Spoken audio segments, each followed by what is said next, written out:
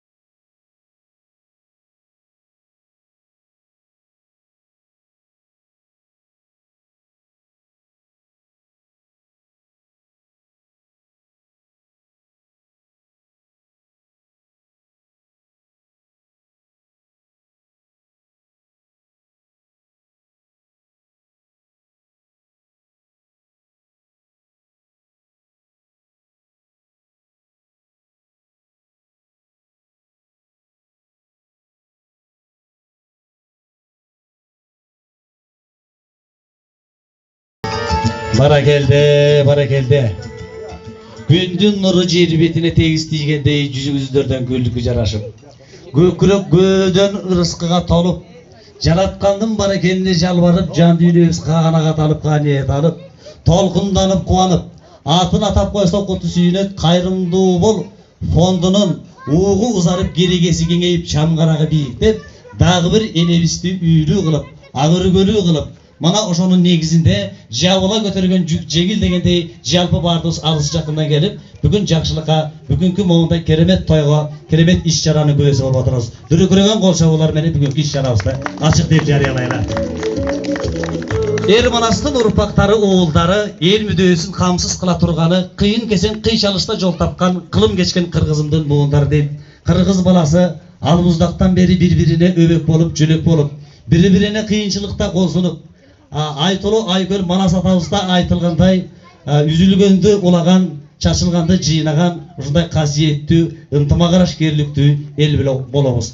Ошол улуу жолду жолдоп, улуулардын жолун жолдоп издеген мына кыргыздын кыйла жигиттери эл үчүн кызмат кылып, мына мондай энелерди бактап, улууларды даңктап, мүмкүнчүлүгү чектелген үй бүлөлөргө жан дүйнөсүнөн чын ыкыласынан жардамын берип келет. Дагы бир жолу ушул фонддун жолу шыдыр, жолдошу кыдыр болсун деп дүрүкүрөгөн кол чабууларды агып алды.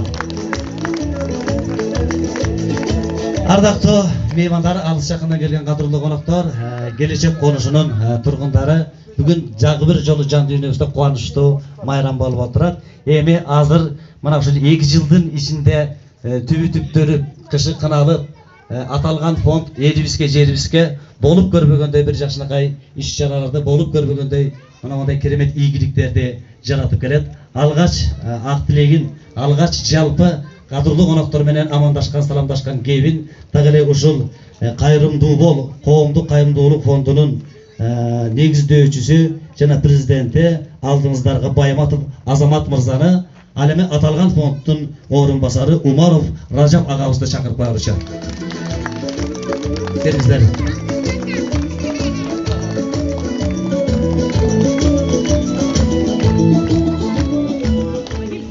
Рахмат болса кеп баштап бериңиз. Ассаламу алейкум, урматтуу мусулман биз туугандарым, урматтуу жамаат. Бүгүнгү ушундай жакшы күнгө келип күбө бергениңиздер үчүн Аллах разы болсун. Кош келипсиздер. Биз кайрымдуулук фонду мына уюшканыбызга 2 жыл болуп калды. Ушул майдын 26-28-леринде 2 жашка чыгат. Биз ушул фондду негизги уюштурганыбыздан максат эң негизгиси Аллахтын ыраазычылыгы үчүн. Мына бүгүнгү күнү биз 2 сүйүнүчтүн үстүндө турабыз. Биринчи сүйүнүч бирөөгө жакшылык кылганыбыз үчүн. Себеп дегенде Пайгамбар Расул саллаллаху алейхи вассалам айтат: кайсы бир момун адам бир жакшылыкты кылып туруп, ал жакшылык кылган жакшылыгы сүйүндүрсө, бир жамандыкты кылып туруп, жаман кылган амалы аны өкүндүрсө, ошол момун дейт да. Биз бүгүнгү кылган жакшылыгыбыз үчүн өтө сүйүнүп турабыз.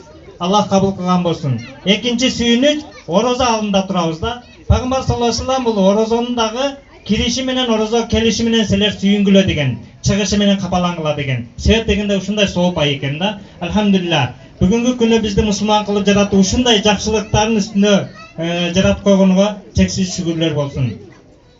Мына биз ушул дайыма кыйналып жаткан апаларыбызды үй менен камсыздап келебиз. Бул дагы болсо биздики эмес, бул сиздердин эл ынтымагы менен болуп жаткан иш чара. Сиз эл болбосо эң биринчи Аллах Таалам, анан бизди себепчи кылып сиздер болбосоңуздар, биз мынчалык ишти кыла алмак эмеспиз.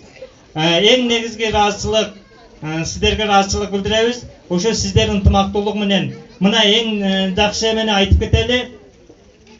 Ушул келечек конушунун кошуналары, апабыздын кошуналары ушундай ынтымак. Сиздерге Аллах разы болсун. Тамды баштагандан баштап сиздер деле биз менен кошо чуркап жүрөсүздөр. Сиздерге да Аллах разы болсун. Канча кадам басканыңыздар болсо, канча салым кошкон болсоңуздар, ошолордун бардыгы Алла Таала толук сооруну берген болсун. Жана чет өлкөдөгү жашаган мекендештер, кол сунган канча мусулман бир туугандарыбыз болсо, ошо сиздердин бардыгыңыздардын садакаңыздарды Алла Таалам кабыл кылган болсун. Мына биз өтө кубанычтабыз. Бул кубаныч эми Алла Таалам кабыл кылсын, эң негизгиси кыямат күнү бир ушулардын соогу жетип турса экен деген эле ниет иншалла. Баракелде. Салам алейкум, урматтуу коноктор, урматтуу эйнекелер. Мына Кудай буйруса, биз ушул кайрымдуу бол коомдук фондунун негизги багыттары, негизги максаты бул дүйнөгө келишибизге себепкер болгон Аллахтан кийинки эле мээримдүү зат энелер үчүн биздин кызматыбыз деп, Кудай буйруса ушул кылган кызматыбыздын эненин ушул сиздер көрүп турган үйдө мына ушундай оор шартта, өтө оор аянычтуу тагдырда жашаган энелердин жашоо тагдыры биздин жүрөгүбүздү бир жүрөк көздөн эмес, жүрөктөн жаштамат. Анткени себеби биз бүгүнкү күндө ушул эненин көзүнөн кайгынын жашы агып турган болсо, ошол кайгынын көз жашын бүгүнкү күндө өзүңүздөр көрүп тургандай кубанычтын көз жашын айландыруу аракеттери жүрүп келет. Бирок биздин бул кылган аракеттерибиз жалгыз өзүбүздүн бир кыйындыгыбыздан же бир башка нерседен эмес, биздин ушул жыйынтыктар кайрымдуу мекендештер тарабынан ушуну башында туруп чакырык кылып, өмүр менен өлүмдүн ортосунда бул жарыкка алып келишке себеп болгон энелер үчүн, канчалаган энелер бейгүнөө ушул төрөт бөлмөлөрүнөн көз өткөн энелер бар. Бирок ошондой бизди багыш үчүн канчалаган кыйынчылыктарга туруштук берген энелер бүгүнкү күндө көз жашын төгүп моундай сиздер көрүп тургандагыдай үйдө жашашлыгы кыргыздын жигити катары бизди намыстандырат. Анткени өз мекенибизде жашап туруп, мындай акыбалда энелер жашабаш керек.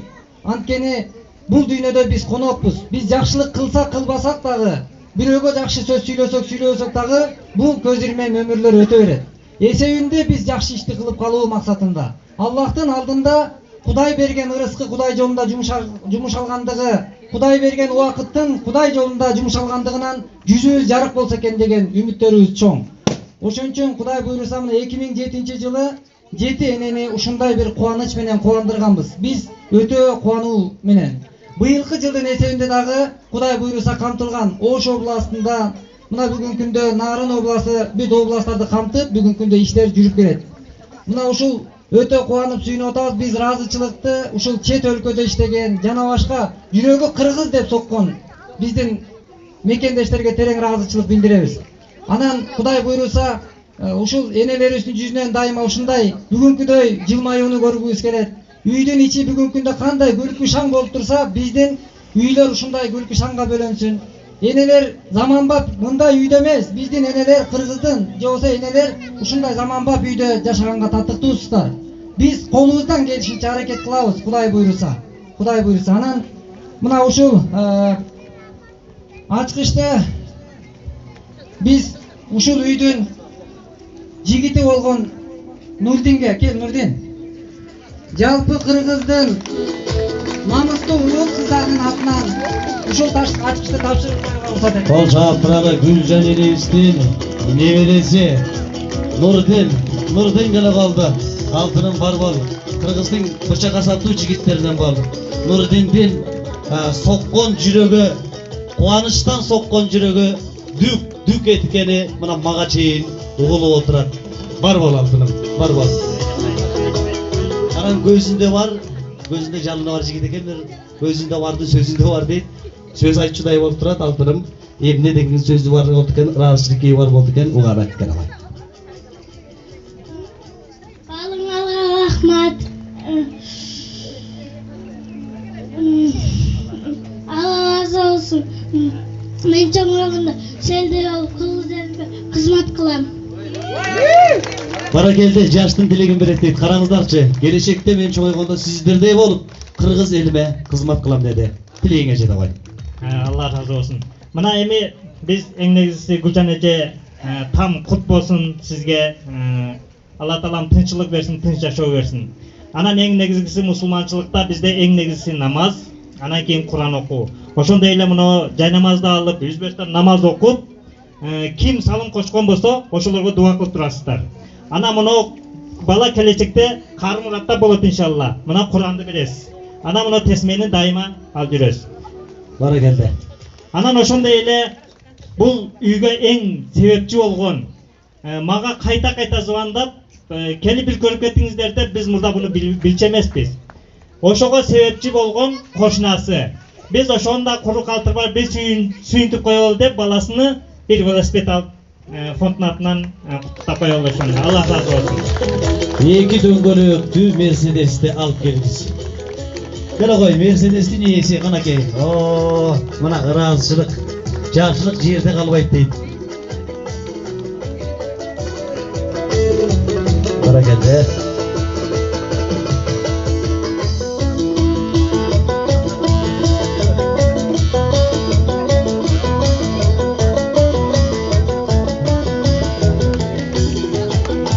Жакшылык болсун. Чоң рахмат. Куттуктоолорду бираздан кийин шашпай өтөйбүз. Азыр мына биздин фонддун мүдүрү, президенти Азамат мырзага жана Ражап агабызга ыраазычылык берели. Бар болуңуздар, меймандардын катарынан орун алалы. Келиңиз. Бир туугандардын атынан ыраазычылык билдирип койсун эжеге. Мына алсын. Шашылалардан алгыла.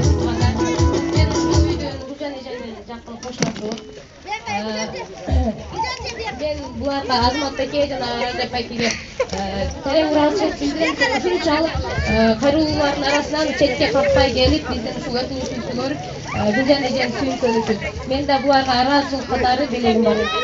Чоң рахмат. Баракелде, белегиңиздерди белебеңиздер.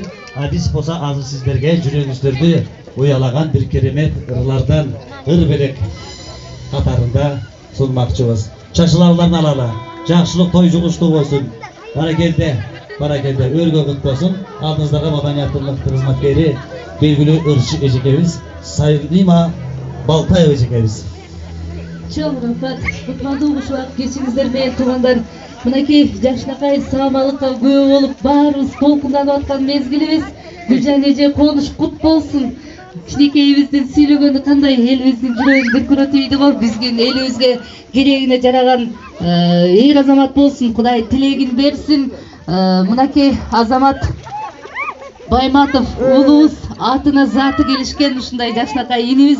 Биз достор тобуна тааныштырган биздин досубуз Гүлбү Ороскул кызы эле. Ошол кызыбыздын тааныштырып сени менен агай эже ини болуп катышып жүргөндөн кийин досубуздун атынан дагы өзүбүздүн атыбыздан дагы сени менен кол үзбөйбүз. Сен кандай иш кылсаң биз сенин жаныңдабыз алтыным. Ушундай элди сүйүнтүп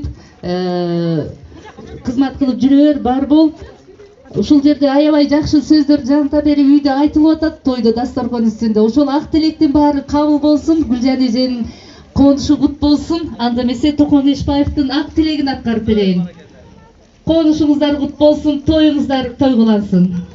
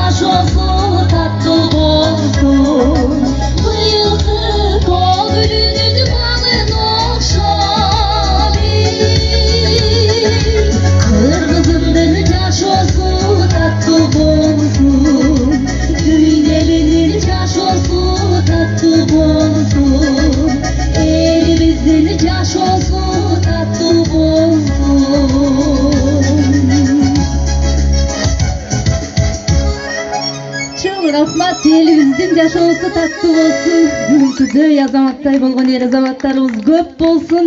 Анда эмесе сиздердин алдыңыздарга достор тобунун солисткасы, кыргыз элинин сыймыктуу кызы, ушул азаматтын кайрымдуу бол фондун дайыма колдоп жүргөн Гүлзат Байзакова эжекебизди чакырып алалы сахнага. Кол чаптырса болсак. Саламатсыздарбы? Бар болуңуздар, кадырлуу кыргыз калкы. Той кут болсун. Кана билейсиз? Тойду билейсиз. Toygo gel gele,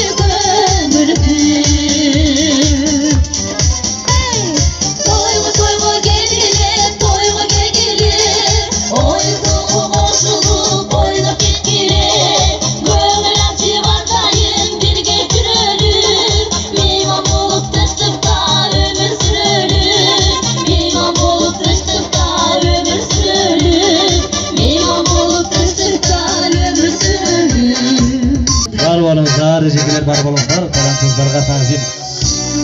Кадырлуу бир туугандар, кайрадан жакшынакай бир жылуу жүрөктүн түпкүрүнөн айтыла турган ак тилектер бар.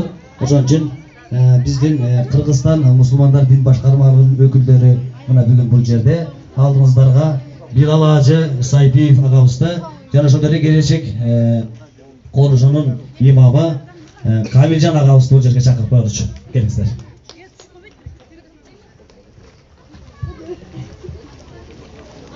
Бисмиллахир-рахманир-рахим.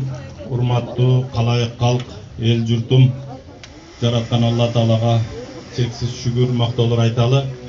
Бүгүн мына элибизде дагы бир кайрымдуулук, кубаныч күнү болуп отурат. Мен жеке өзүмдүн атынан жана Азирети муфтий Максатбек Ажы Токтомуштун атынан, жалпы жамаатыбыздын атынан сиздерге жалындуу саламды айтып кетемин. Себеп дегенде элибизде бир кубаныч болуу бардыгыбыздын кубанычыбыз болуп эсептелет. Бир кайгы болсо бардыгыбыздын кайгыбыз болуп эсептелет. Бир өткөн бир замандарда бир кесирейген өтө бай киши ушундай кийинген кымбат кийимдерди жаан жаап турганда ушу бир жерден бара жатып жолдо бир тоголок жетим ушу ылайдан ата энесин жасап алып ушундай элестетип отурган бир баланын жанына барып кийимини ушул колуну ылайга булгап алат. Анан арчыганга эч кандай чүпүрөк таппастан баягы отурган жетим баланын чачына колун тазалап анан кете берет жолун улантып. Анан түнү уктап түшүндө баягы бай уктап жатса түшүндө бирөө келет дагы Алла Таалам сенин ушунча жылгы кылган күнөөлөрүңдү кечирди дейт. Эмне үчүн десе көптөн бери башы сыланбаган бирөө кайрылбаган бир жетимдин башын сылаган экенсиң, ошол жетим сизге бүгүн дуа кылды деген түшүндө аян келет да.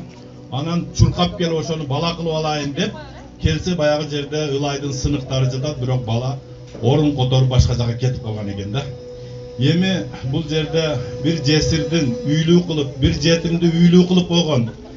Бир жетимдин башын сыласа, башында канча чачы болсо ошончо сооп жазылат дейт. Соопту бул эттен болгон жүрөк көрсө кубангандан жарылып калат экен, чыдабайт экен. Ошон үчүн ушул жетимге кол сунуп, үй салып берип, кайрымдуулук кылган жер жүзүндөгү кыргыз элиме, кайсы мамлекетте иштеп жүргөн болсо дагы аман эсен болуп, ошолордун кайрымдуулуктарын Алла Таалам эселеп кабыл кылган болсун. Бардыгыңыздарга ушул жаңы өргө, жаңы үй кут болсун. Ушул жерде жакшы аалым, улама, забардастар чыгышыны тилеп кетебиз. Чоң рахмат сиздерге. Ассаламу алейкум, урматтуу кадырлуу аталар, урматтуу эжелер, апалар. Ушул вакытка чейинки айтылган ар бир тилек, максатка биз дагы тилектешбиз. Ошонун катарында мен сиздерге ушул айлана чөйрөнүн имамы катары Пайгамбар алейхиссаламдын бир хадисини жеткире кетейин. Пайгамбар алейхиссалам өзүнүн мубарак сөзүндө айтты: "Ана ва кафилул ятими кахатайни фил жанна." Мен жана жетимге камкордук кылган адам экөөбүз бейиште ушундайбыз, жакын болобуз деп эки бармагын көргөздү. Мына ушул сыяктуу хадистерге амал кылып бүгүн элибизде, жерибизде ушундай жакшы бир иш-чаралар жана ушундай бир жетимдин башыны сылап, жогоруда устазыбыз айткандай, сооп үмүт кылып аткан ушундай фонддор ачылып, иштер жүрүп жатат. Аллах Таалам бул фондду жетектеп жаткандарга ишине ийгилик берсин. Анан ушул үй, ушул конуш бардыгыңыздарга иншалла куттуу болсун. Айлана чөйрөбүздө ушундай кайрымдуу болгон жакшы инсандар көбөйө берсин. Албетте бир элдин оңолуп кетишлиги үчүн жамандарды жок кылуу менен эмес, балким жаштарды тарбиялоо менен. Мына ушул уюштурулуп жаткан бүгүнкү саамалык бул тарбиялык жактан дагы көп мааниге ээ болуп турат. Албетте колунда бар бай адамдар дагы үлгү алсын ушундайдан. Кайрымдуулук бололу, ар бирибиз кайрымдуу бололу. Анткени Пайгамбар алейхиссалам бүткүл инсаниятка кайрымдуу болууга үгүттөп кеткен. Кайрымдуу болгон жерде албетте ынтымак, берекет болот. Берекет болгон жерде тынччылык болот. Аллах Таалам тынччылыгыбызды ар дайым кылсын, жамандыктан өзү сактаган болсун. Жана ушул жердин имамы катары өзүмдүн атымдан жана биздин мечитибиздин жамааттын атынан аз гана да болсо бир белегибиз, кайрымдуулукка амал кылуу максатында бир белегибиз бар. Ошону ушул ушул кайрымдуу бол фондунун орун басары бул Ражап устазыбызга тапшырып коелу иншалла. Аллах разы болсун. Allah razı olsun. Çok rahmet. Kem bolboңуздар. Kılgan amal көкүрөк көөнүндөн төгүлгөн ой чабыттар дуалар кабыл болсун. Бар болуңуздар. Ар бир жакшынакай ак тилектен кийин көбүн жортарды керемет жан эргиткен омоктуу обондордорду угуп туралы. Кандай дейсиздер? Азыр ушул бүгүнкү саамалыкты уктуктап, бүгүнкү сиздердин жакшылыгыңыздарды тең экиге бөлүшүп келген элибиздин белгилүү ырчы жигити алдыбызда республикабыздын эмгек сиңирген артисти Сыймык Бейшекеевди каршы чакырайын. Бүтмөндө келүүңүздөр менен урматтуу жакшылык күбөлөрү, азаматчылыгында азамат жигиткен. Кыргыздын бычак асап ушундай азаматтар арбын болсун деп тилек кылалы. Барган жериңде байрак болуп, турган жериңде туу болуп сайылып, жеткен жериңде желек болуп желбиреп тура турган сендей азаматтар көп болсун азамат. Ар дайым бар бол. Ушул бүгүнкү кылып аткан жакшылык соо иштердин бардыгы ушул сенин кылган иштериңе жазылсын. Жараткан Алла Таала Кудай ишиңди оңунан кылсын деп тилек кылалы. Анда конуш жайлуу болсун деп урматтуу эжекелер, ушул жерде жашаган колу коңшулар бардыгыңыздарга аманчылык каалайлы. Азыркы ала турган чыгарма азамат уулдарды тапкан аталарга амандык каалап, Атакем деген Бактыгүл Чотурованын сөзү жазылган ырымдарды атайын. Кабыл алып коюңуздар.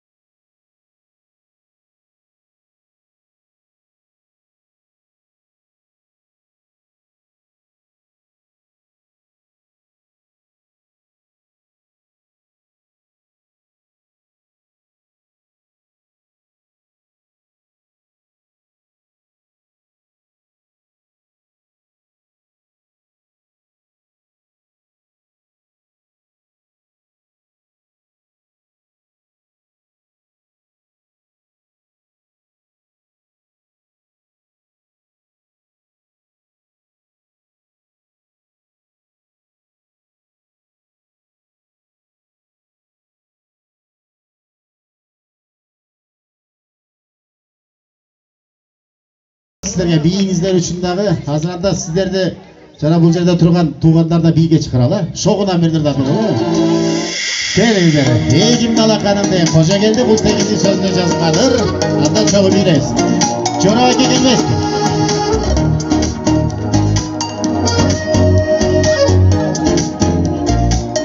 Гана туугандар келди.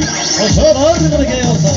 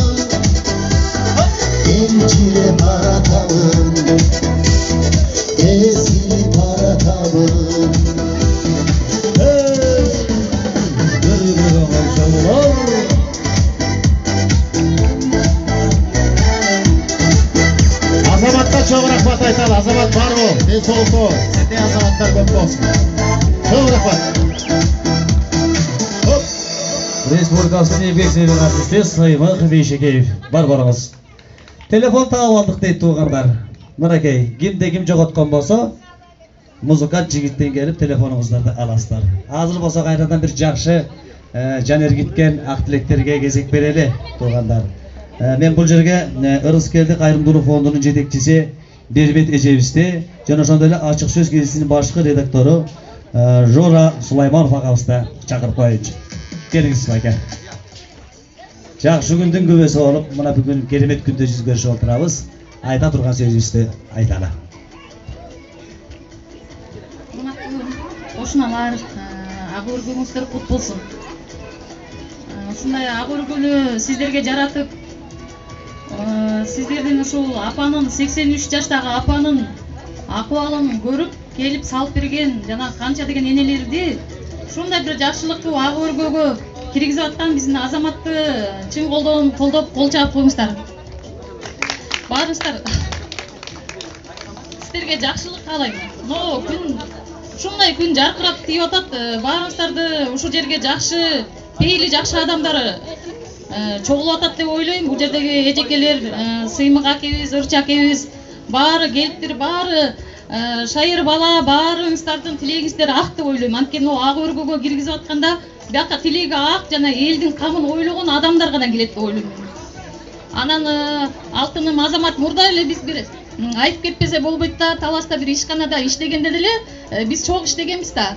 Ошондо эле идеяга бай элди ойлогон бул өзү фотограф болуп баштаганда анан ушундай ар жерге фото немелерин ачып туруп ошо жумушчуларды акча менен камсыз кылып ошондо эле ушунчалык эмгекчил бала болчу да.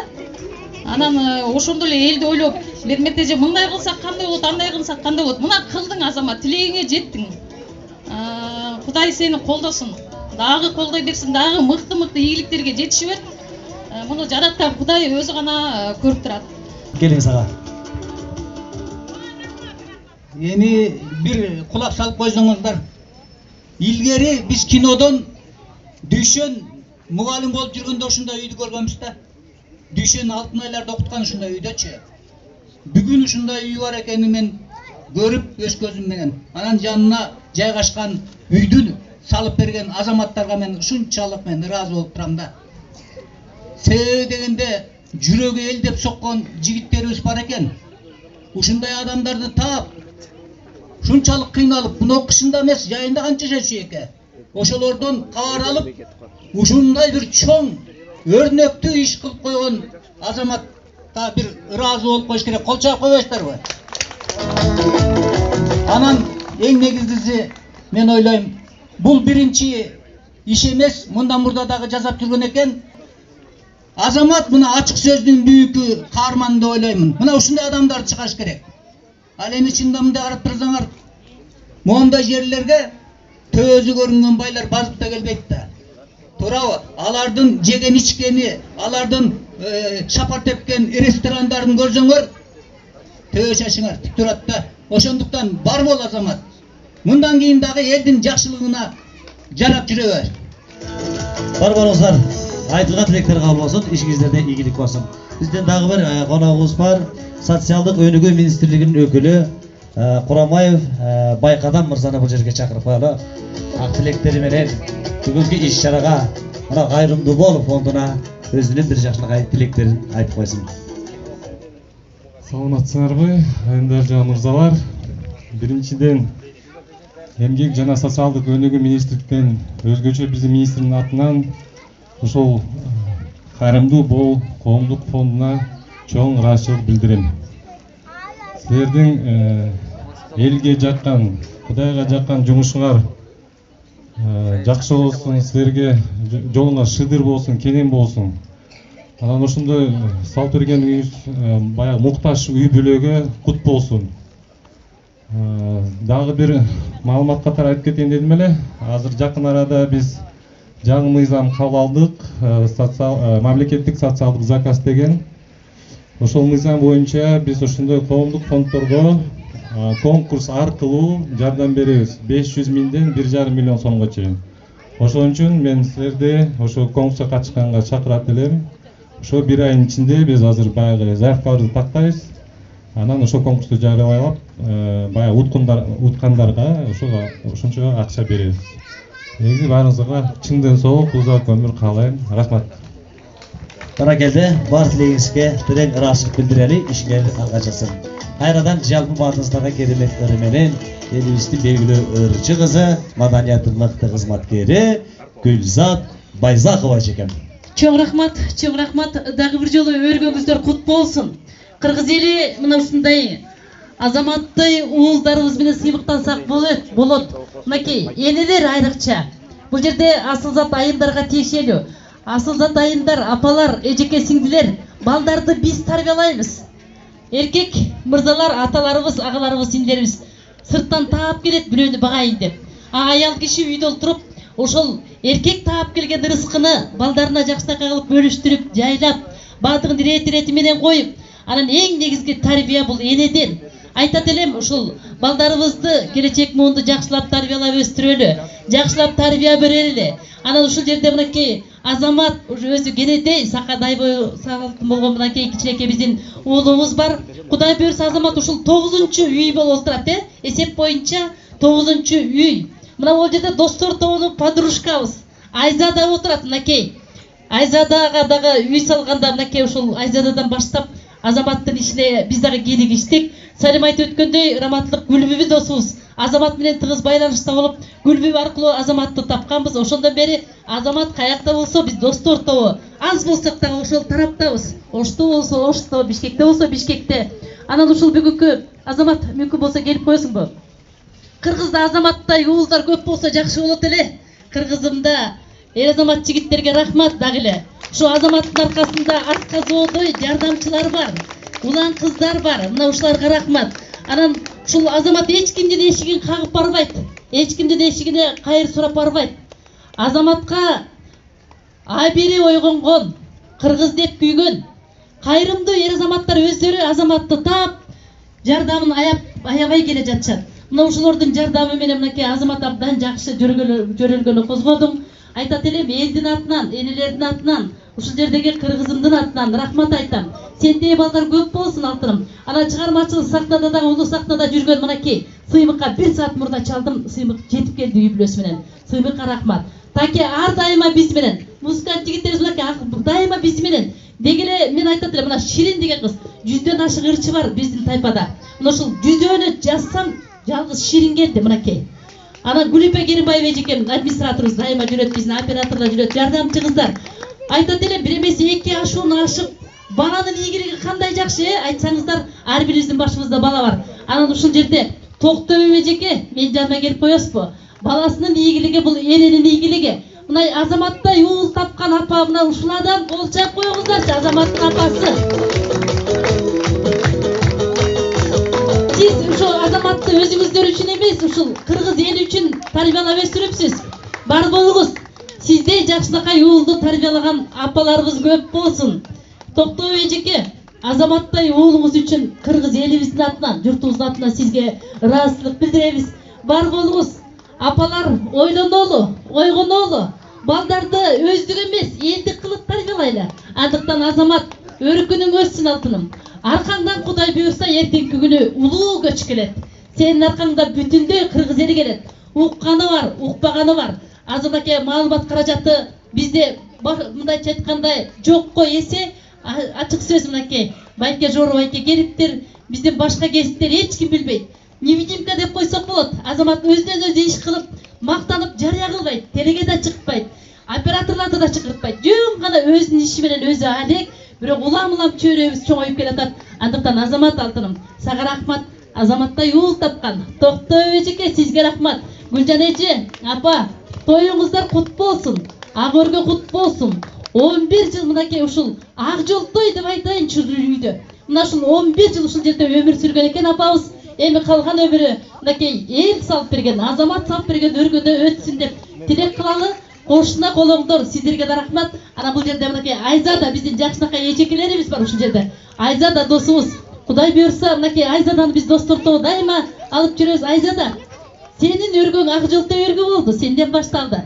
Анан азаматка жакшылык тилейбиз. Сенин уулуң мынакей Кудай буйрса үйлөнгөндө ушул жердеги меймандардын баардыгы чогуу чаран болобуз. Элдик уул тарбиялап кылып, азамат атасындай кылып, азамат агасындай кылып, азамат байкесиндей кылып, элди кылып тарбиялай көр. Айтарыбыз жакшылык болсун. Анда эмесе ушул жерде мырзаларыбыздын атынан ушул мен жакшы көргөн Бактыгүл Сейитбекова эжекебиздин калемине таандык Айбек Карымовдун эне тилеги аттуурду мен жалпы сиздерге тартып кылайынчы. Бар болуңуз Токтобек эжеке. Той кут болсун.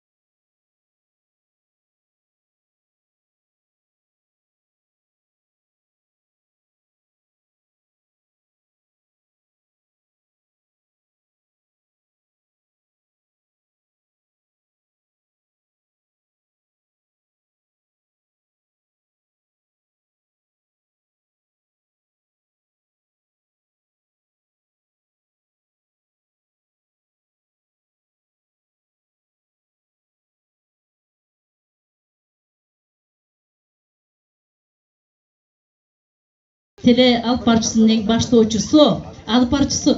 Кол чап коюңуздарчы Такеге. Бар бол Таке. Жоктой бала. Чоң рахмат эжеке бар болуңуз. Кайбир акындын ырсаттарында кездешет. Энекем эчбир бүтпөс жомоктастан, энемдин пейлин энтар бүткүл асман. Энемдин бир дым кегин актай албайм, эгер мен миң тоо бузуп, миң көл кассам деп. Мынакей ушул Азамат агабыздын кылган иши, керемет мына мондай иш-чаралардын бардыгы алтындай болгон ата-энелер үчүн арналып жатканы жалпы бүтүндөй жаамы журтка белгилүү. Бул фонд өзүңүздөргө маалым болгондой 2 жылдын жүзү болду. Мына ошо 2 жылдын ичинде 2017 жылдын эсебинен 7 үй тургузуп, ошол жардамга муктаж адамдарды үйлүү ак өргөлүү кылды. Мына бүгүнкү күндө дагы 8-9 үй курулду. Мындан тышкары президент мырза өзү айтып өткөндөй, ондогон үйлөр ошо 7 дуан элибизде жерибизде ар кыл аймактарда салынып отурган нерсе. Мындан тышкары ондогон курулуш жаатында биздин мыкты чебер усталарыбыз мына могу үйдүн пайдубалынан баштап тил чатырына чейин жапкан алтын кол мырзалар бар. Аларды дагы иш менен алектенип келет.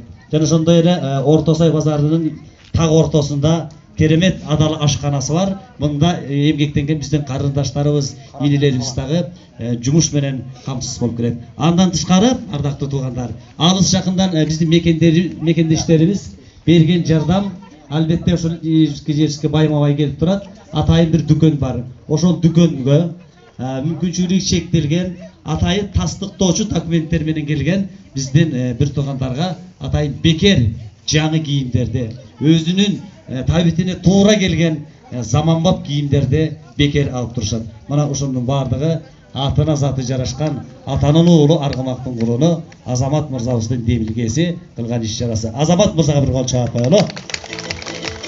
Анан Азамат деселе бул Азамат деген ким болду экен? Байматов Азамат Тарзандын уулу турбайбы дейт. Ыңаалап ымыркай жарык дүйнөгө келгенде ысымын коюп, ушул Азамат жигит болсун, элдин уулу болсун, элдин жүгүн аркаласын деген ниеттер орундалып, андагы тилектер бүгүн мынакей муратына жетип, уулунун жакшылыгына, уулунун кылган кызматында толкунданган мына бул жерде биздин алтындай болгон апабыз бар. Илгери бир кичинекей кемукчелик кандай аял туулду экен, Лениндей уулду деп. Азыр ал сөз кыргызчага айланды. Кандай аял туулду экен, Азаматтай уулду. Бүргөргөн кол чабуулар болсун. Токтой апа, жаныма келиңиз. Келиңиз апа. Уулу болсун, кыргыздын учу болсун, кылыштын деп, мынакей эр жигиттерге айтылган ак тилектер бар. Ошондой ак тилектердин төсүнө чыккан мынакей сиздин уулуңуз апа. Аман болуңуз, бар болуңуз. Ушундай уулду төрөгөн, ак бешикке бөлөгөн сиздин эмгегиңизге таазим кылабыз. Эми сөз кезегин өзүңүзгө берели. Бүгүнкү урматтуу кошуналар, туугандар, бүгүнкү ак өргө тоюңар куттуу болсун. Өмүр узун болуп, ушул ак өргөнүн ичинен көптөгөн бала чакалуу болсун. Ак жолто үй болсун жанайым айтканда мына үйү. Анан эмне дейм, ушу Кыргызстанда тынччылык болсун, эл журт аман болсун, эл ичинде ушул мен эле уулум эмес, Азамат элдин уулу, эл керегине жараган, иштерине ийгилик Кудай Таалам берсин, жаман сөздөн, жаман кептен сактасын. Ушул Азамат менен Ражат, ушу эки баламдын иш кылган иштери ийгиликтүү болсун.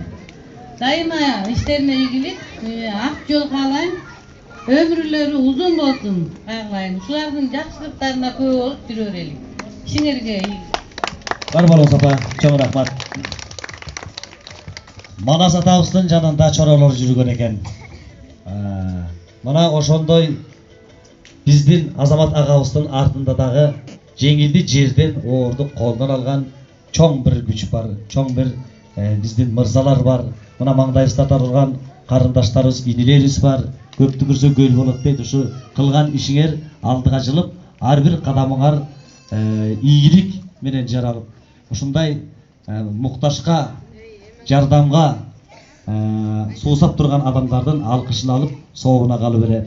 жүрө бериңиздер. Азыр дагы бир жакшынакай керемет ырды маданияттын мыкты кызматкери, биз кичинекей кезектеги ошо Гүлүп эжемдин күлүмсүрөп назданып күмүш добуш үйүн салган кандай өнөр адамы деп суктан челек бүгүн ошол эжекебиз жакшылыгыңыздарга ортоктош болуп келип отурат. Гүлүп Керимбаева. Мен дагы сыймыктанып алыстан телевизордон эле көрүп жүрөм. Бул деген эрке бала, Санжаранын алып баруучусу. Мен карап туруп ушул жерде жолукканыма өтө ыраазымын. Сиздерге дагы сенен чогуу ушу балага дүркүрөгөн кол чабуулар. Рахмат, эжеке барбарыңыз. Аны эмесе сиздерди жай бийге чакырып коеюн. Жылдар өтсө дагы жылдыз өчпөсүн. Бардыгыбыз бийлейли ортого чыгып. Ортого чыгып бийлейли.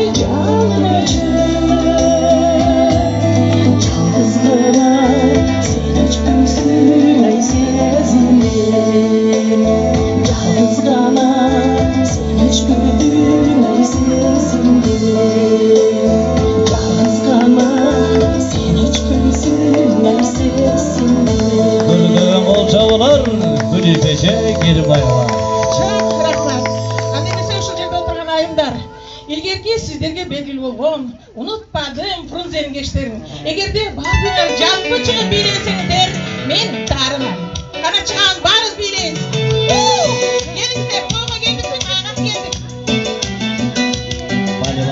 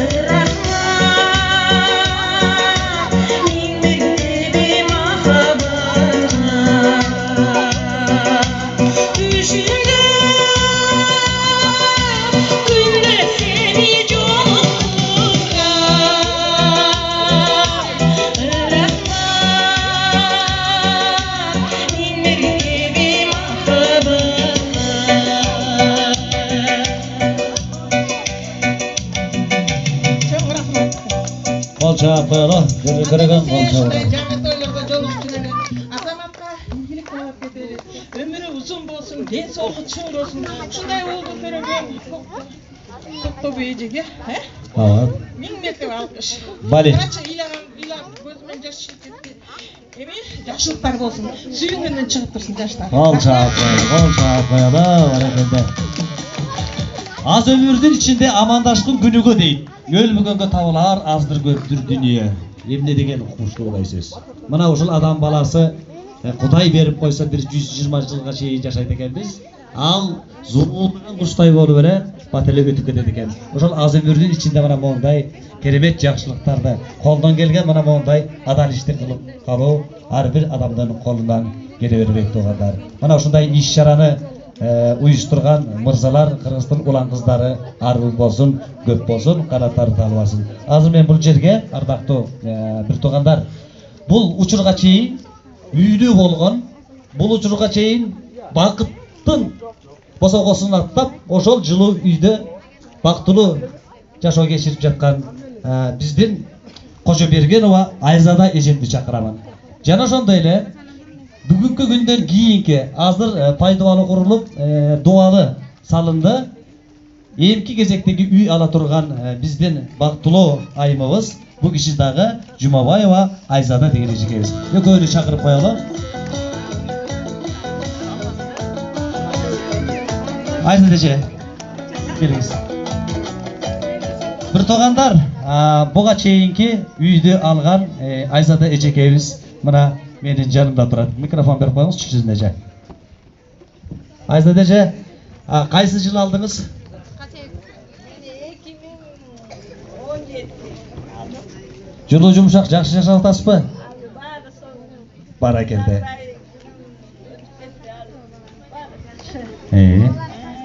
Азаматка рахмат. Элдин мигранттарга рахмат. Кудайым ошолорго күч кубат берсин, алыста жүрөт. Ошого көп эле болуп турган кайрылуу болуп фондун кызматкерлерине баары турушат. Кудайым силерге күч кубат берсин. Апам да турат. Апама Кудай ден соолук берсин. Жаныбызда жүрө берсин. Бүгүн ошо Гүзелдин тоюна келдик эже. Үйүбүзгө канча бут келсе ошончо от келсин. Биздин арабызга кошулуп эле. Эми сиз дагы үйлүү болдуңуз. Сиз дагы жакшыларга жардам берип жүрөңүз биздин арабызда. Ушу тойго келген баардык эмелерге, туугандарга, үй ала тургандарга чыдамчылык менен күтүп турган. Сиз дагы бүгүн келет бизге окшогон. Мына бизден кийин алгандар бар эле, келе албай калышты. Мына Айзада жагар экен, Айзада эже Кудайым бурса, сиз да болуп каласыз, үйлүү болуп барып каласыз. Рахмат. Кудайым ошо азаматка, азаматтын жамаатына кызматкерлерине 2 жыл болду. 28-inde 2 жыл болду. Менин балам 4-кө чыгат, фонд 2-ге чыгат. 28-inde азамат ушу 28-майда ачык тапшырган. 2 жыл мурун. 2 жыл мурун. Балам 2-ге чыкканда.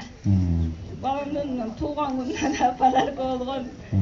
Кудайым ошо 2 жылдын арасында канча элдерди сүйүнсөң, мындан да ишиң ийгиликке арабызда жүрө бергенин Кудайым аман сапарың байсалдуу болсун, тактуу болсоң аман жүр. Бар болуңуз.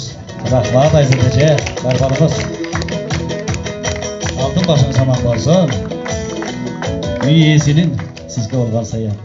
Кудай буйрса орозодон кийин болуп калат го. Сиз дагы Гүлжан энебиздей болуп, Айзада эжебиздей болуп, мына мондай бир керемет үйдүү болосуз, өргөлүү болосуз. Тойго чакырасызбы? Баракелде, сиздин тоюңузда да кызмат кылалы. Сиздин тоюңузда дагы ушул жалпы жамаат барып толкунданып, тойдун сөзүн сүйлөп, ырыбызды ырдап, үйүңүздүн бүтпөй калган жерин сырдап дегендей тамаша. Ошо жакшылыктарга туш бололу, макулбу? Келиңиз, сөз кезегин өзүңүзгө берейин. Ассаламу алейкум, туугандар. Саламатсыздарбы? Ошо биринчиден мында ошо кирип келе жаткан ошо момун мусулман жалпы эли журтумду ошо айлардын ыйык айы болгон Рамазан айы менен куттуктап өтмөкчүмүн. экинчиден ушу 83 жаштагы апабыз ушу Гүлжан эже ак өргөлүү ак жолтой үйүңүздөр кут болсун. Ушу 83 жаштагы апабыз ушу ак өргөлүү ак жолтой үйдүн төрү болуп эле жүрө берсин. Өмүрү узун болсун. Ушу небере чөбөрө кыбыра-кыбыраларга чейин жетсин. Ар дайым жакшылыктар болуп жүрө берсин. Ошо анан өзүм ошо жакын арада Кудай буйруса, Кудайым кааласа ошо мага да ошо көптөн көп күткөн ушу сүйүнүчтүү, кубанычтуу күнүм да келип жетип, мына фундамент куюлуп, там уже тургузулуп туруп калды. Мен да аябай кубанып, сүйүнүп олтурам. Кудай буйруса мен да ушу рахмат, Алла ыраазы болсун.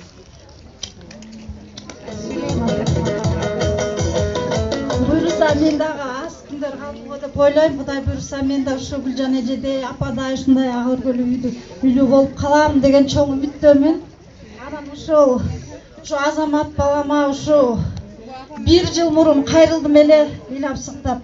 Башыма ушу 2 көйгөй бирдей келип, үйүбүз 2015-жылы өрттөнүп кеткен. Ошол жылдан бери батирлеп кыйналып жашап келебиз. Ошо үйүбүз өрттөнүп кеткенден 1 жылдан кийин эле жалгыз уулум Арген балам ооруп калды, 2 бөйрөк иштебей. 2 жыл аябай кыйналып гемодиализде жүрдүк. 6.000-7.000ден төлөп аябай кыйналдык да. Анан ошол күндөрү ошол эм алдын баары артта калды. Кудай буйруса, Кудайым жеңилдигин бере баштады. Ошо бөйрөгүмдү өзүм берейин дедим эле, барсак ошо Турцияга. Ушу жалаң биринчиден Алла Тааламдын жардамы, экинчиден ошо кайдыгер карап алган, ушу Алла Таалам сүйгөн пенделердин жардамы менен бардык эле да. Мен өзүмө мисал чынын айтсам бир тыйын чыккан жок. Анткени үйүм өрттөнүп кетсе, эчтекем жок болсо кайдан барат элем операцияга? Өкмөттүн квотасы биринчиден Алла Таалам жардам, экинчиден өкмөт ошо квота менен квота берип, андан ошо эли журттун жардамы менен барып келдик. Мен бөйрөгүм жарабай калып, ушу улуу кызым Айсулуу эжеси берди эле да бөйрөгүнчү. Анан ошол эмеден операциядан ийгиликтүү эле өтүп келгенбиз былтыр. Анан ноябрь айында кайра ооруп калып уулум 3 айдан кийин. Азыр Турцияда кыштады балам ошол жакта. Азыр дагы эле өзүнүн өмүрү менен кармашып келе жатат. Биринчиден баламдын өмүрүн биринчи орунга койгом, бирок баламды Алла Таалама тапшырдым. Анан экинчиден баягы эмеде майып биринчи группада майып балаң менен батирлешти эле кыйын экен. Анан кийин кызым деле мына бир бөйрөгүн берип алды эле инвалид болуп калды мисалы үчүнчү. Анан ошол күнгө чейин батирлеп кыйналып келебиз. Ошо анан ошол очередке туруп койдум эле. Азамат балам да кайдыгер карабай, макул эже, Кудай буйруса болот, сиз да үйлүү болосуз деп канча үй курулуп, үй тойлорго чакырып келем. Көрүп алып, мен да ушундай үйлүү качан болот десем, Азамат эже болот, ал күндө келет деп. Ошол кубанычым орундалып келатат. Азыр ошол Кудай буйруса ошо фундаменти курулуп, уже көтөрүлүп калды. Кудай буйруса эми Кудайдын улуу күнүнө да туш болуп отурам, дагы ошо бүтүп калат деген чоң үмүтүм бар. Ошо анан ошо биринчиден ошо Азамат балама ошо кайдыгер карабай, ошо көпүрө болуп жүргөн мигранттарга ошо аябай чоң ыраазычылыгын билдирет элем да. Ошо биздин үнүбүздү жеткирген ошо Азаматка аябай ыраазымын да. Аллахым ыраазы болсун. Азамат айланып кетейин балам, өмүрүң узун болсун. Алла Таалама миң мертебе чексиз шүгүрлөр, мактоолор болсун. Ошо сендей уулду бизге мындай кыйналган апаларга мындай себепкер кылып койгон ыраазымын. Алла ыраазы болсун. Өмүрүң узун болсун, айланып кетейин. Сени тапкан эже апаңа миң мертебе таазим этем эже. Ошентип анан азыр учурда ошо балам дагы эле Стамбулда дарыланып жатат. Ушул жыл аягына чейин болот го, Кудай буйруса. Ошо балам аман эсен какыз сакайып, ошо Азамат балам үйүмдү бүтүп киргече ошо балам да сакайып келип калса ошо чогуу киребиз деген үмүтүм чоң. Ошол алтындарым, ошол эми жанагы сыртта кыйналып кысталып, бөлөк жерде кыйналып кысталып, өздөрүнүн үйү жок болсо дагы ошо бизди ойлоп, бизге ошо акча салып, ушул апабыз ыйлабасын, ушул апабыз үйлүү болуп калсын деп ушу акча салып, жардамын берип, ушундук колдоп жаткан ушу мигрант уул кыздарыма, ушу эже сиңдилериме ушу чоң ыраазычылыгымды билдирип кетет элем, айланайындар. Ушул учурдан пайдаланып дагы айтып кетким келет да, ошо Стамбулдагы менин уулумду башынан бери колдоп келесиз. Дейги эле баардык Кыргызстан боюнча ошо баламды мени тааныган, балама көз тааныган бүт эли журтума чоң ыраазычылыгымды билдирип кетким келип атат да. Ушул үй корозо айынын алдында чоң ыраазычылыгымды билдирем. Айланып кетейин деп чоң рахмат. Баламды ушул күнгө чейин Стамбулда мигранттар дагы эле колдоп келе жатышат. Батыма айланып кетейин сиңдим, сага да чоң ыраазымын. Ушу баламды азыркы учурда бекер квартирада ушу Батилде ушу башын корголоп ошо жардам берип келе жатасың. Башка мигранттарга дагы деги эле ушу Чикагодогу, Америкадагы ушу уул кыздарыма баардыгыңыздарга чоң ыраазычылык билдирем. Өмүрүңөр узун болсун. Алла Таалам баардыгыңыздарга чексиз эки дүйнөдөгү бактылуулукту берсин. Айланып кетейиндер. Чоң рахмат. Анажа белди бекен болуңуз. Кудайым бар, мынакей уулуңуз тез сакайып кетсин. Айсулууга дагы рахмат. Мына бир тууган бир боор деген ошол бөйрөгүн берип мына мынтип бир тууганын коргоп отурат. Анан ошондой өрттөнүп кеткен үйүмдө деп атпайсызбы? Өрттөй өөрчүгөн мына мондай жигиттердин жардамы сизге тийип жатат. Аман болуңуз, бар болуңуз. Бул көз жаш кубанычтын көз жашы болсун. Ошол үйүңүздөн уул үйлөп кыз узаталы. Макулбу? Айсулууну турмушка берели, жана уулуңузду үйлөнтөлү. Бар болуңуз. Кол чаап койгула азиздежибизге. Кудай буйрса жакын арада көргөнү болот.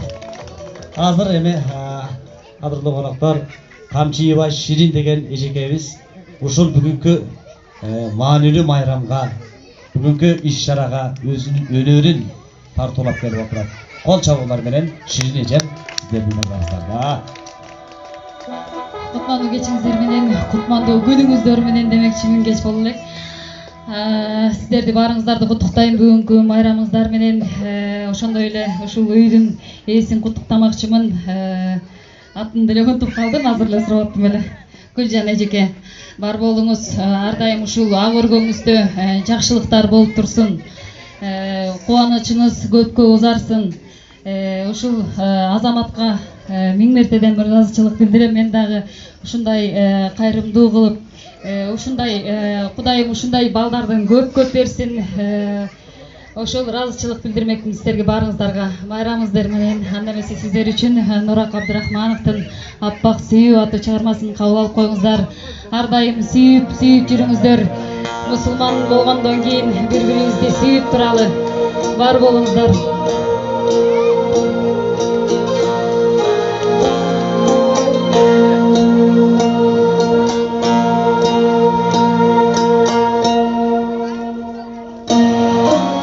Кубанычтын, жакшылыктын белгисин билгизип, жакшы бийге түшүп, тойдо Кудай болуп туруңуздар.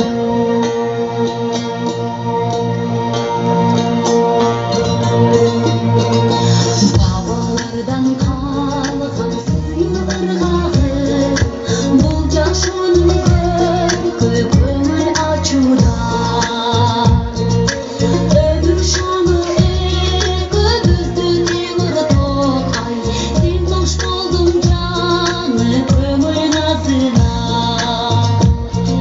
Sensiz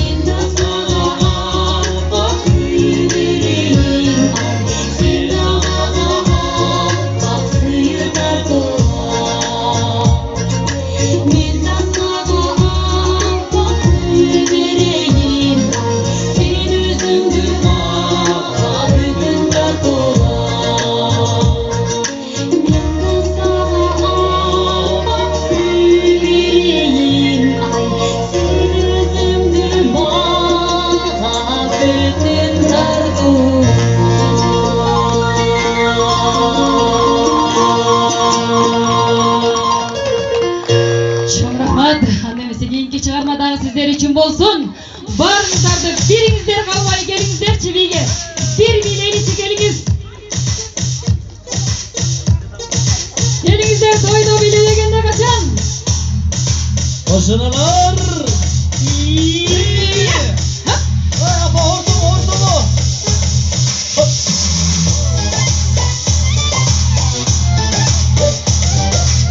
Bugün bayram, bugün toy, kara çelebiyle koy.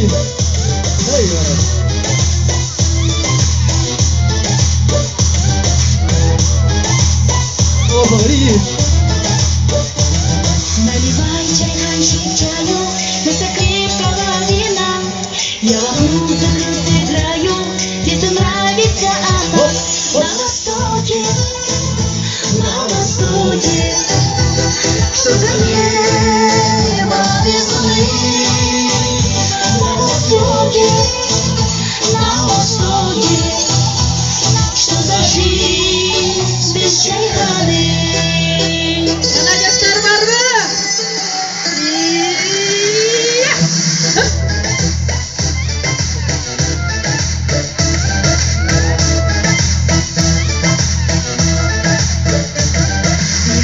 Идет по кругу, как стаканы смотрят мир.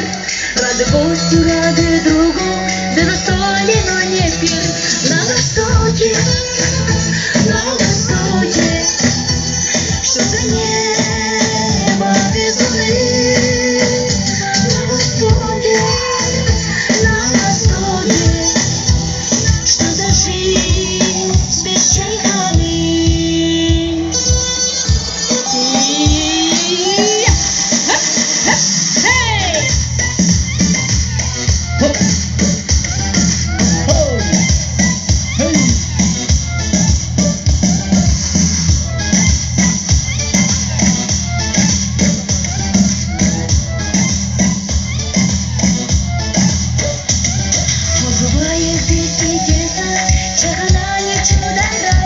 Чтобы песня стала песней, самый вместе напевай.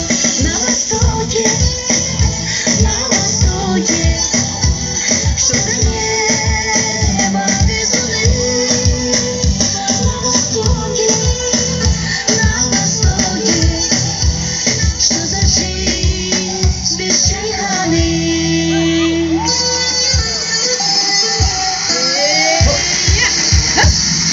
Agora veja aí.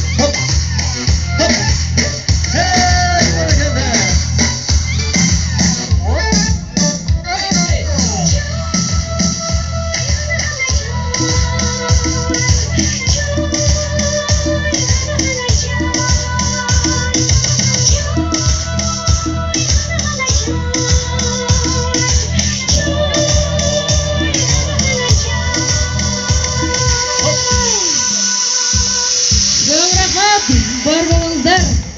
Barakete, şirinece var varınız, şöyle rahmat. Diyakta şirinecem hana çayda olsa, diyakta baykiler kana çayda otat. Tamaşa hazır, bir iki aktilekten keyin tamaqqa kiremiz, çayga kiremiz bir tuganda. Hazır men o жерде мындай кылайын. Алыскы туугандан жакынкы кошуна артык болот дейт. Кошуналардан бир эки өкүл жаныма келсин. Анан каалоочулардан бир экөө жаныма келсин. Ак тилектерин айтсын, андан кийин иш-чарага бата тилейбиз. Ошон үчүн кошуналардан эжге.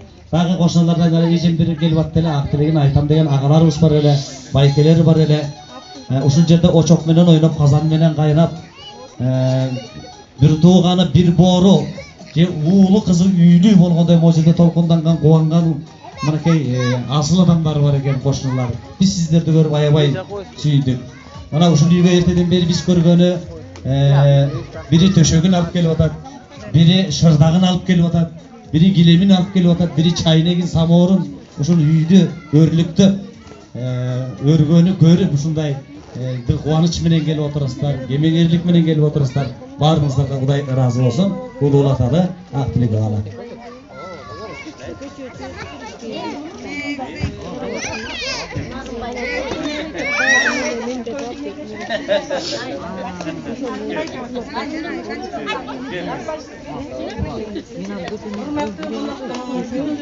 Гүлжандын ак өргөсүнө бергениңиздерге куш келиптирсиздер.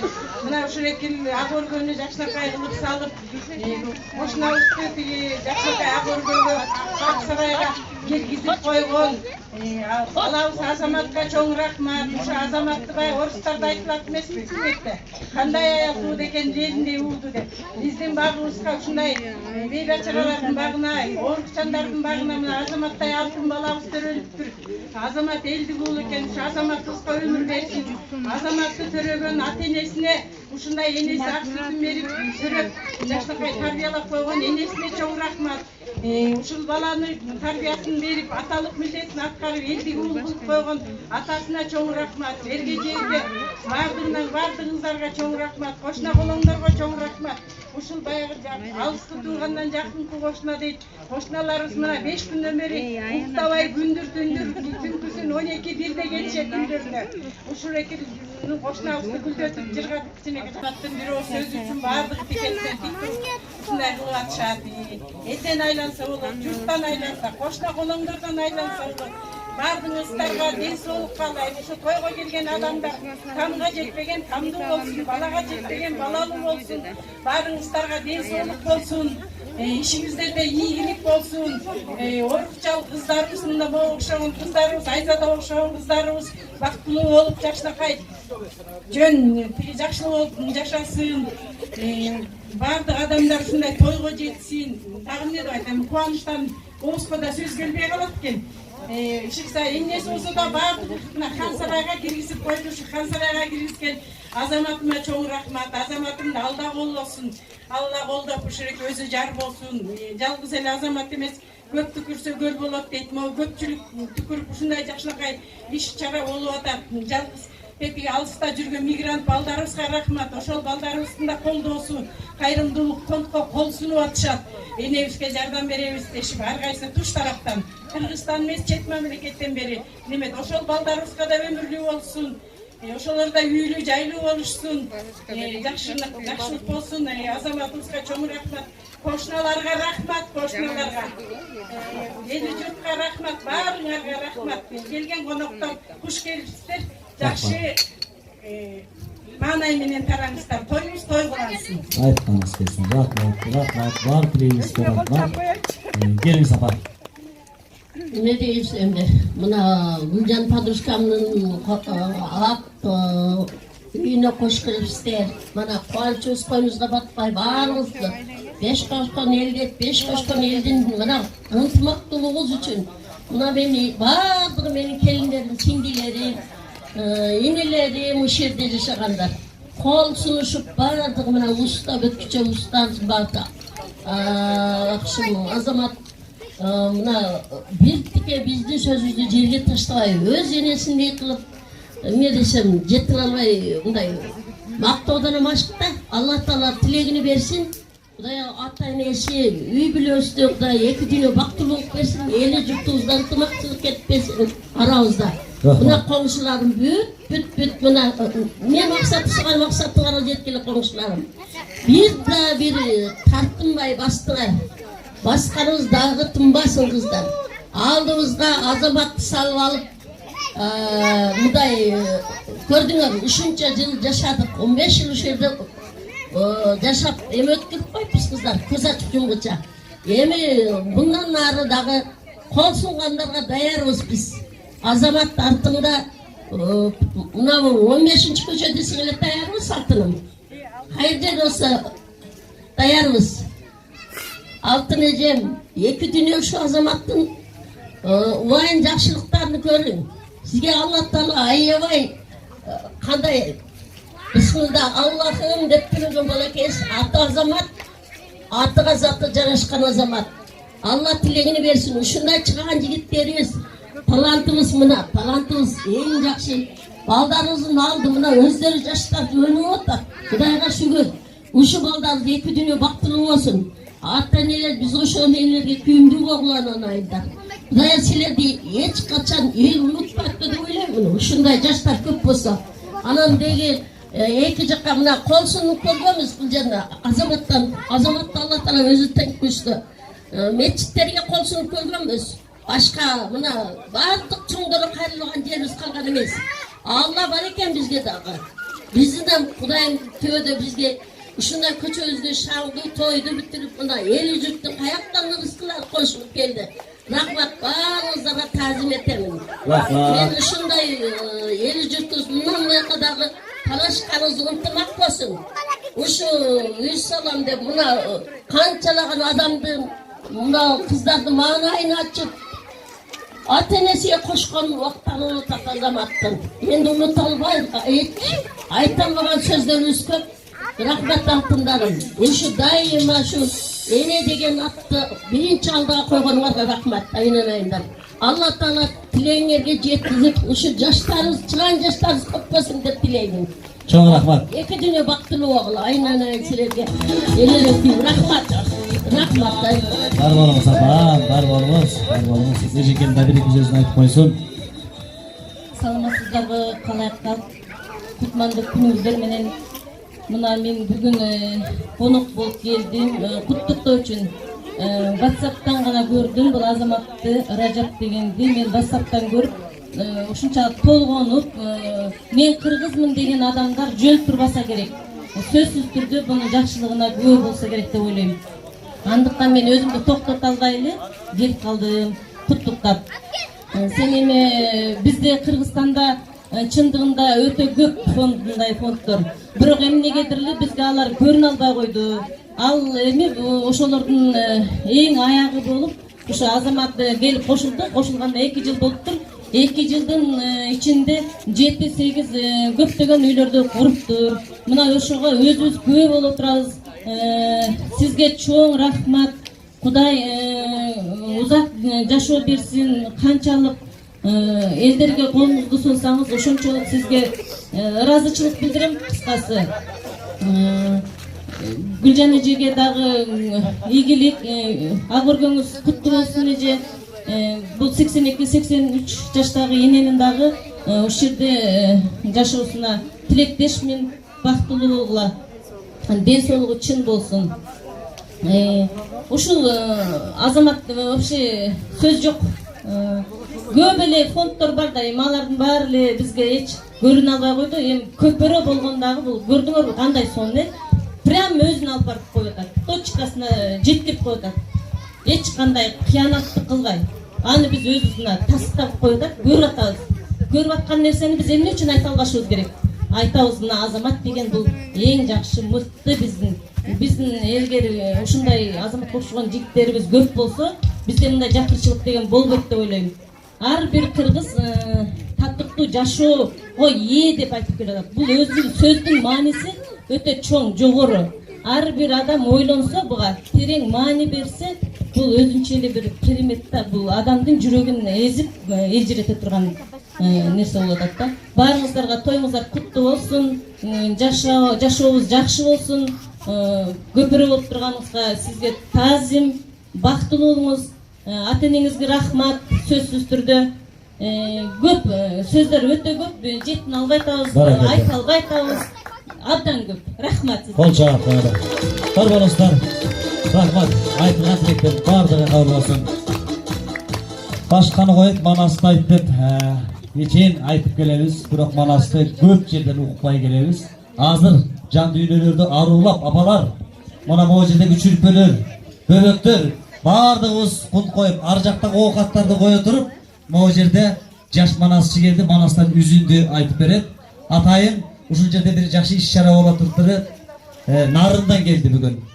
Манас айтыш үчүн. Бар убактысын токтотуп, малын талаага жайып коюп, анан Манас айтайын деп келген, алыстан келген Чыңгызга бир кол чаап коелу. Манастан үзүндү кала. Ассаламу алейкум, ардактуу айылдаштар мырзалар. Өлкө үчүн кызмат кылып салмактуу өтөлүбүз колу кармап кызыктуу деп мына бүгүн эл керегине жараткан Азамат байкебизге терең ыраазычылык билдиребиз. Сиздерге улуу Манас баянынан үзүндү айтып бермекчимин. Эй улуу кыргыз баласы, учугун айт карачы, Etmegenin dermegen, belsinip düşman cengegen, neçen kılımda, aşkan kırgız emesbe, adır belesbe, askan kırgız emesbe, atalar aytkan bul gepte, ayttım kırgız jerinden oşo buyruk ele bolup dengin. Akbar minnip kamçılap, bozundan çıkan dillebi, körtü ottun jalınday, kalgan ekken tamçılap, hayvadınla semmengde, tural bastır jançırdıp, boşo gezde semmette, baştağıttan olup, hazırgısın tallaska, kalgan ekken jolup, kavullatmay çamındıp, kaytanlar davullık, çok jerinden batırga, keng tallası avullık, tüpün belin çırkırap, basıp gelgen emeste, aylanmastan göçerde, basıp gelgen emeste, boşo gezde semmette, eskisi düşüresinde, demek onda senede, boşo caşın ettik gözünde boşo gezde semmende, jaragın tem giyenler, kırmızı salga giyenler, sizlerisin giyenler, diyenler, payanbastan bugündü, tuğlapçığı valıptır, renk kılastın boyunda, ata-babam arvakı, tuğlapçığı valıptır, boşo gezde semmende, kayberen kırpçitten oldu, şunun varısı, şayganın kapıray buldu, şunun varısı, boşo cavıla sürüp alır. Ayta versek balastı sayragan dikten al gedetene oydum bergeden. Atı gül balastın aytı atını kimcette Kırgırgan bol çavırar olsun, Polat oğlu Çingız. Turtuğanlar, mana moğunday jurnal har biringizlerde var. Kebirleri düşünbey kalışı mümkün. Men dagı düşüngen emesmen, anan Azamat Mırza özü aytıp beribedi. Mana bu kayrımdуу bol fondu dep 2 жылдан beri tınım albay işlep kelet. Anda gele gündün durun karabaysızlarba. Bul жерде жети öken. Men soradım emnege bul жерде жети nur çürüp koyganсыз desem, жети nur bul Kırgızstandагы жети облус dedi. Kayrımdуу bol алдында бул жерде алакан жайып, жараткандын бар экенине жалбарып, мына кеп бата тилеп отурган бул абалтадан жамгыр менен жер көгөрөт, бата менен эл көгөрөт дегенден мааниси философиясы мына ушул жерде дейт. Мен чындыгында ынандым, чындыгында бата менен өнүп өсүп келгенбиз. Ошон үчүн алдыңыздарга айтайын дегеним, ардактуу туртугандар, ак бата деп аталган керемет укмуштуу ырды ушул кайрымдуу бол фондунун мүчөсү, фонддун атынан алдыңыздарга Уезбаева Жасминадан тартуулап коелучу. Фонддо эмгектенет ушул кардашыбыз. Айтылган батанын баары кабыл болсун. Өмүрлөрү бактылыкка тилеймин.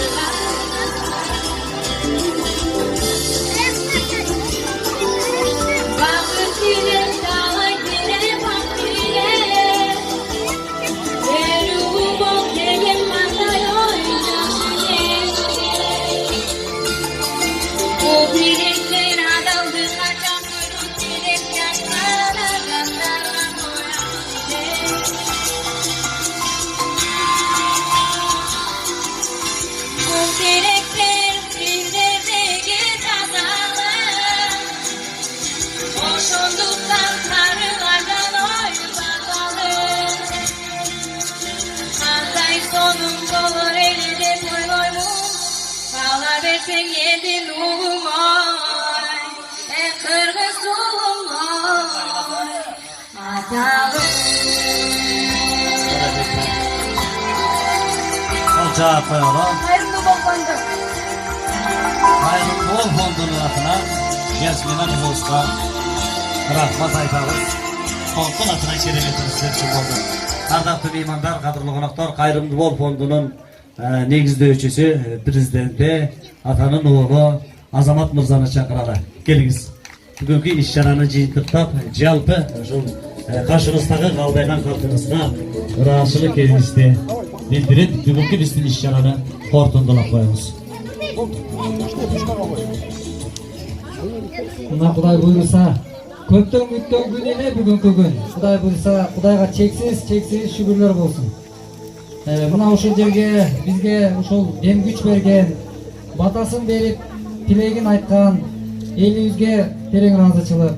Кыргыз элиме, эл ичиндеги ушундай мына энелерге, дегеле мекендештердин баарына терең ыраазычылык билдиребиз.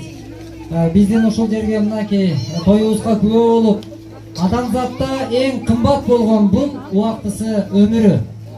Ушул зымырап өтүп аткан өмүр ушул жерге келип, ушул убактыңыздарды бөлүп, ушул жерде келип кызмат кылып, жылуу сөзүңүздөрдү сүйлөп, дем күч берген сиздерге терең ыраазычылык айтабыз. Ушул Кудай буйруса, көп түкүрсө көл болот дейт. Жана жалгыз дарак бак болбойт деген. Ушундай улуу аталарыбыздын айткан кептери бизге өтө чоң сабак. Анан ушундай жабыла көтөргөн жүк жеңил болот деп, ушул сөздөрдү биз бул күнгө чейин угуп келген кичинемде. Бирок бул сөздү мен бүгүн укпастан ошол сөздүн ичинде иш жасап келатабыз. Көрсөк ал сөздү аталарыбыз бекер айтпаптыр. Мына ушундай пайгамбарыбыз Мухаммад саллаллаху алейхи ва салламдын хадиси бар. Жетимдин башынан сылап, жесирдин усагын тойгузгула деген. Бул 14 кылымдан бери жашап келаткан сөз.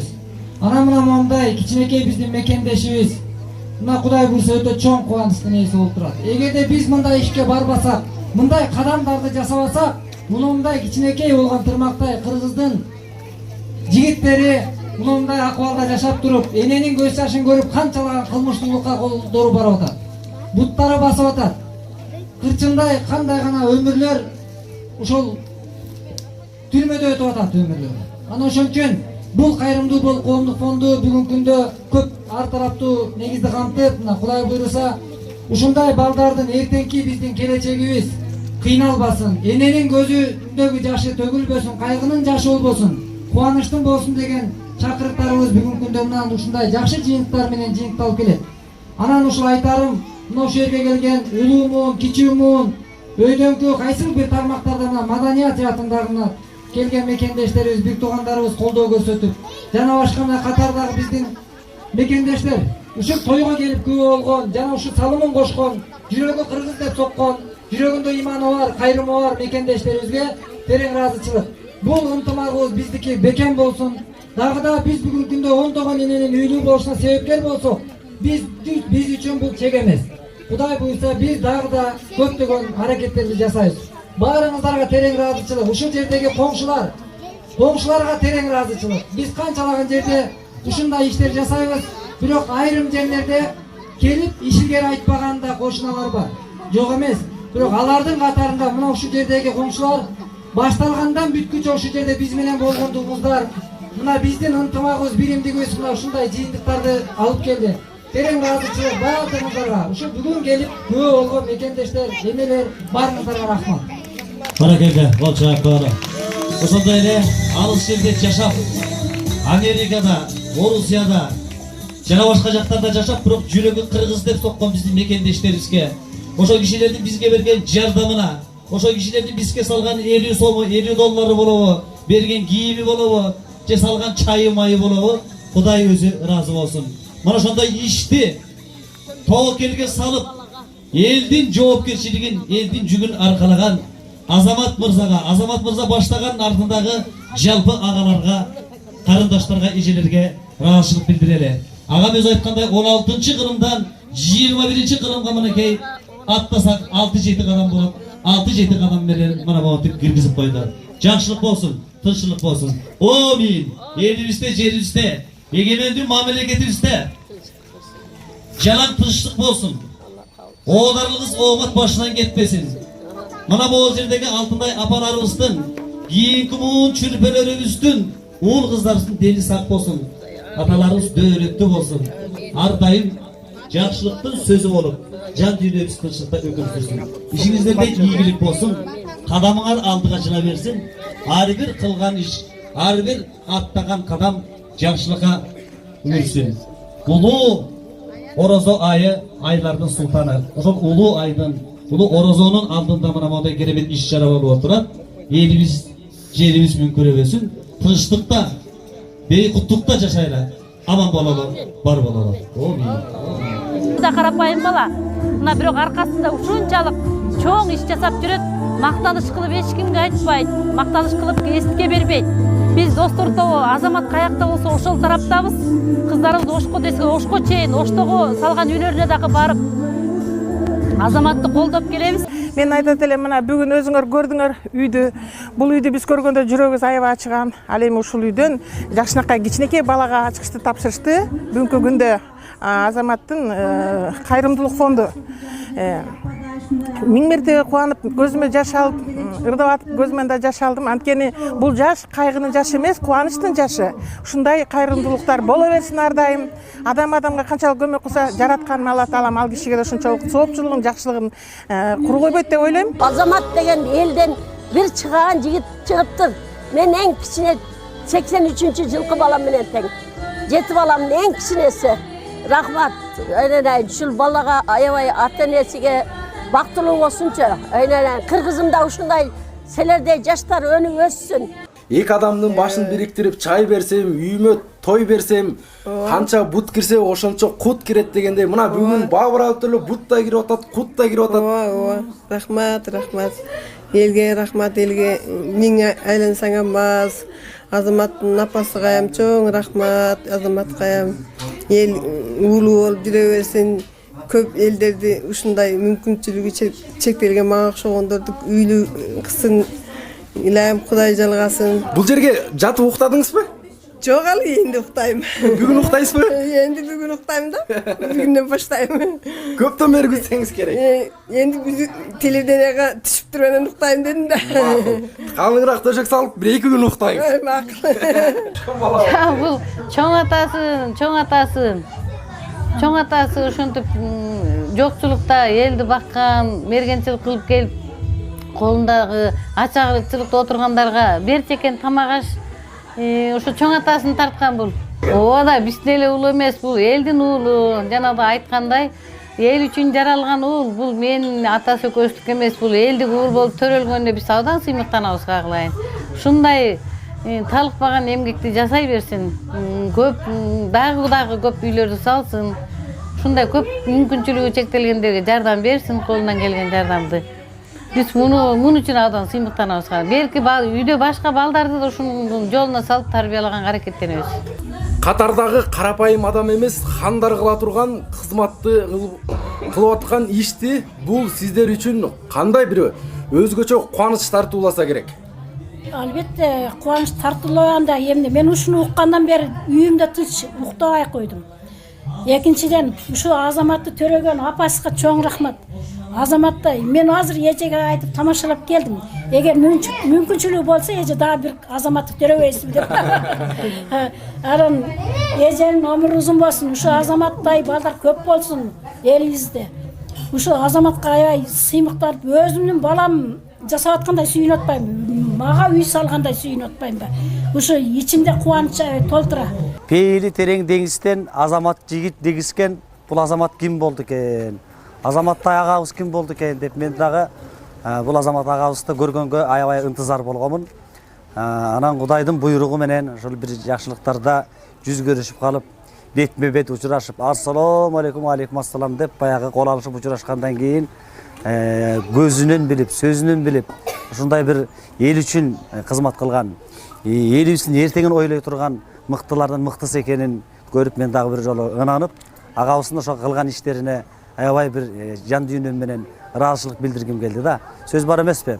Ата журт кыйын күнгө кабылганда айлансын ар бир уулуң чагылганга деп. ансығандай ушул аталарыбыз, энелерибиз бир аз кичине жашоо турмуштан сылтып турган учур мезгилде, жардамга муктаж болуп отурган учурда ушундай кол сунуп, жөн эле ал жайын сурап, жетимдин башынан сылап эле койбостон, турак жай менен камсыз кылып, турак жайдын ичиндеги жанагы укмуштуудай бир заманбап буюмдар болобу, тамак аш болобу, ушундай бир айтып бүткүс мактоолор сөздөр менен айтып түшүндүрө албай атабыз. Ушундай бир эр жигиттин ишин кылып аткан ушундай эр мырзаларга, жүрөгү шер мырзаларга аябай биз толкунданып бул кишилерге кызмат кылгыбыз келет. Анан эң негизгиси бул кишилердин кылган ишине, алдыда койгон иш максаттарына ополтоодой оомат, ийгилик каалайбыз. Мына ушул Азамат агабыздай Кыргыздын кыйла жигиттери, кыз уландары дагы көбөйсүн. Дагы элибизге, жерибизге кызмат кылсын. Ата сыйлаган ай бир тамат, эне сыйлаган элге жагат дейт. Аталардын, энелердин керемет бир жашоодо жашашына өбөлгө түзгөн, алардын жашоо турмушуна алтындан көпүрө болгон ушундай көрөгөч мырзалар, иш билги жигиттер көп болсун. Үй башталганда ушу биз келип бул үйдөн кабар алгандан кийин акыбалды көргөндө өтө оор экендигин көрүп, сразу кабыл алып өзүбүз ушу алгачкы ушул энеден баштап баштайлы деп, анан Кудайга шүгүр, бул бир ай аралыгында толук бүтүп тапшырылды. Буга ушул туш тараптан биздин ушул сооптабы, сонумду издебей, соопты издейли, бир келген дүйнөдө деген биздин чакырыктарыбызга мына ушундай сооптабы сапарында биз менен бирге сапарлаш болуп аткан бардык мекендештерге терең ыраазычылык билдиребиз. Бул жакшылык же болбосо бул кадамдар, бул ийгиликтердин баары бир адамдын колунан эмес. Мунун баары көпчүлүктүн кайдыгер карабаган, кайрымдуу, мээримдүү, биздин ар тараптан колдоо жасаган мекендештердин быйылкы жылдын эсебинде бул экинчи үй болуп атат, Кудай буйруса. Жана бул менен чектебейбиз. Кудай буйруса биз ушул бир келген бул жалганда ушу денеден жан чыккыча сооп иштерин жасап калайлы. Аллахтын алдында жүзү жарык болсо экен деген чоң үмүттөбүз. Бирок ушунча дагы чек эмес, жүздөгөн, бүгүнкү күндө ондогон эненин үйлүү болушуна себепкер болгон болсок, биз Кудай буйруса жүздөгөн, миңдеген энелерди ушундай үй менен камсыздап, анан Кудай буйруса ушу муктаждыкта турган эне, кайгы муңдун көз жашын эне төккөн эне болбосун. Анан Кудай буйруса сапарыбыз байсалдуу болсун, көптөгөн ушундай жакшы ишке бирге себепкер болуштукту жараткан насип кылсын.